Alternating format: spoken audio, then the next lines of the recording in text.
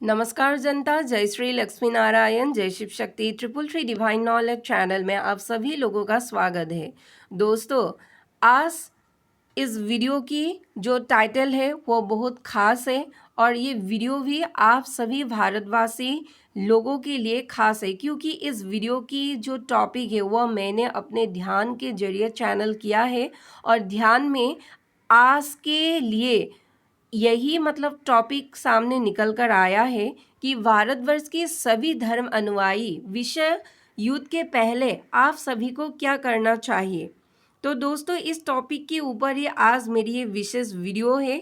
और जनता, ये जो वीडियो है सिर्फ वीडियो ही नहीं बल्कि पूरे भारतवर्ष के लोगों के लिए प्राण बचाने का एक जरिया है।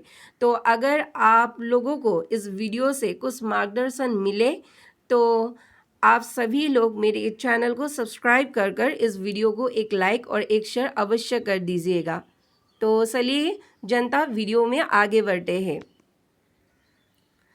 जैसा कि मैंने कहा कि ये जो वीडियो है भारतवर्ष के सभी लोगों के लिए प्राण बचाने का एक जरिया है। लेकिन जनता, किससे बचाए प्राण?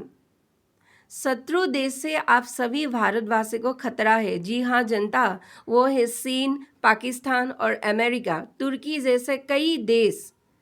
तो सभी भारतवासी को पहले यह जान लेना होगा, पूरे भारतवर्ष में 28 राज्य है और 8 केंद्र शासित प्रदेश है।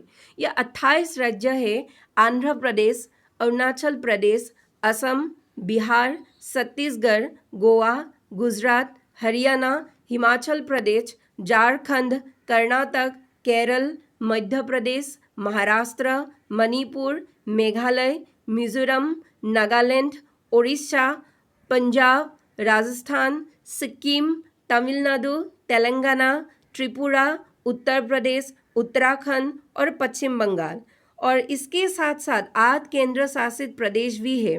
वो है अंडमान और निकोबार द्वीप समूह, चंडीगढ़, दादरा और नगर हवेली और दमन और दीव, दिल्ली, जम्मू और कश्मीर, लद्दाख, लक्षद्वीप और पुडुचेरी। मैं इन सभी जनता को, इन सभी इसमें बास करने वाले, इस जगहों में बास करने वाले सभी जनता को कह रही हूँ, सबको मीन सभी भारतवासी को। मैं यहाँ पर सिर्फ हिंदुओं को कह नहीं रही हूँ बल्कि इस्लाम, ईसाई धर्म, सिख धर्म, बौद्ध धर्म और जैन धर्म सभी को कह रही हूँ। यहाँ तक कि बहाई धर्म, पारसी, यहूदी और आदिवासी धर्म, दोनी, पोलो, सनामहावाद, शरणावाद, नियामत्री और जितने भी अन्य धर्म है सबको कह रही हूँ।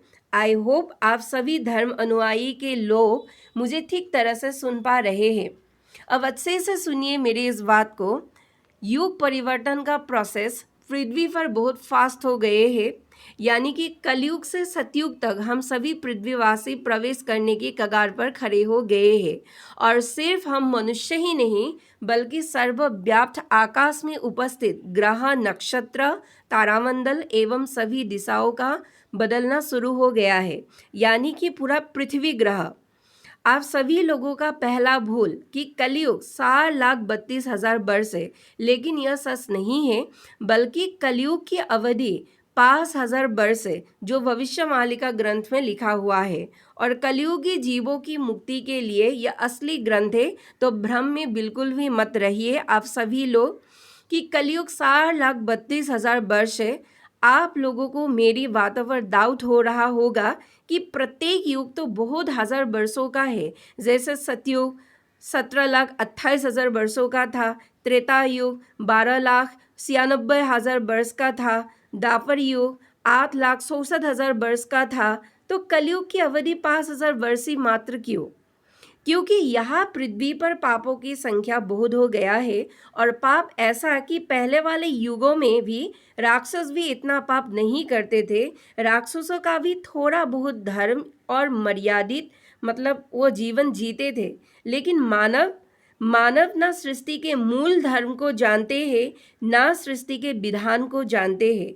सिर्फ जानते हैं तो सिर्फ स्वार्थ और अपने अहंकार को, और इसके पूर्ति के लिए मानव कुछ भी कर सकता है। और इसीलिए यह युग की अवधि घटकर 5,000 वर्ष हुआ।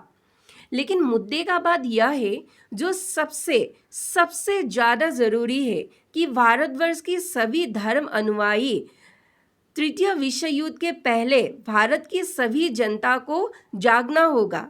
जागने का मीन्स यह नहीं कि सभी लोग हाथों में तलवार लेकर भारतवर्ष की बाहरी शत्रु को काटने के लिए तैयार हो जाए, नहीं, बल्कि अपने भीतर आध्यात्मिक जागृति कीजिए। जी हाँ दोस्तों, मेरी बात को अच्छे से सुनिए जनता। सभी भारतवासी के जनता को मैं बोल रही हूँ, आप सभी लोगों को एक सत्य बताने जा रही हूँ मैं, और ये जो सत्य है ये आप लोग अच्छे से सुनिए।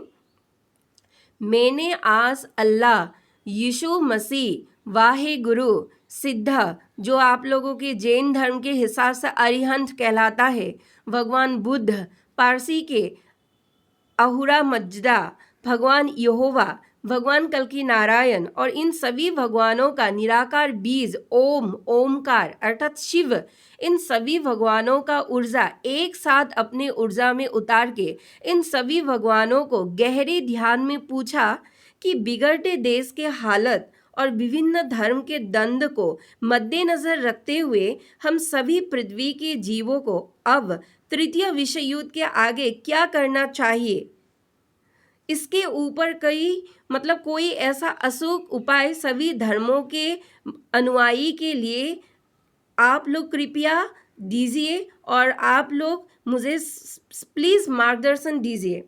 तो कृपा करें। मैंने ऐसे ध्यान में सभी भगवानों को कहा, तो सभी स्पिरिचुअल मास्टर्स वहाँ पर खड़े थे। तो पता है आप लोगों को जनता, तभी मैंने ध्यान में क्या दृश्य देखा।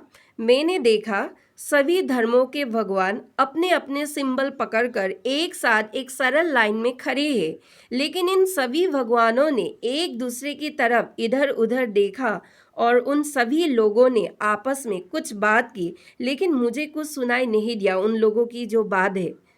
तो मैं बहुत कोशिश की अपने भीतर से कि कुछ तो सुनाई दे, लेकिन कुछ भी नहीं सुनाई दिया।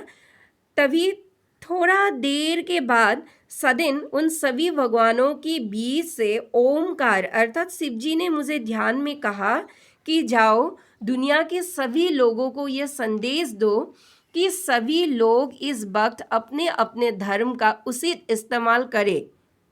सिर्फ मैंने ध्यान में यही एक लाइन सुनी है, और जब मैंने ये लाइन सुना उस निराकार ओम से, उस निराकार ओमकार भगवान शिव जी से, तो मैंने इस लाइन को जब डिकोड किया तभी मुझे ये इसका जो गहरी अर्थ है यह सामने निकल कर आया, जो मैं आप लोगों को बता रही हूँ। इस लाइन का मीनिंग है, अर्थात किसी भी धर्म के आप बुराई मत करें और किसी भी धर्म के देवताओं पर लांछन मत लगाइए। सभी लोग अपने अपने धर्म के नियम के मुताबिक अपना अपना आध्यात्मिक जागृति करें और आने वाले बुरे समय के लिए और पाप कर्म से दूरी बनाकर सभी लोग एक संयमी जीवन जिए।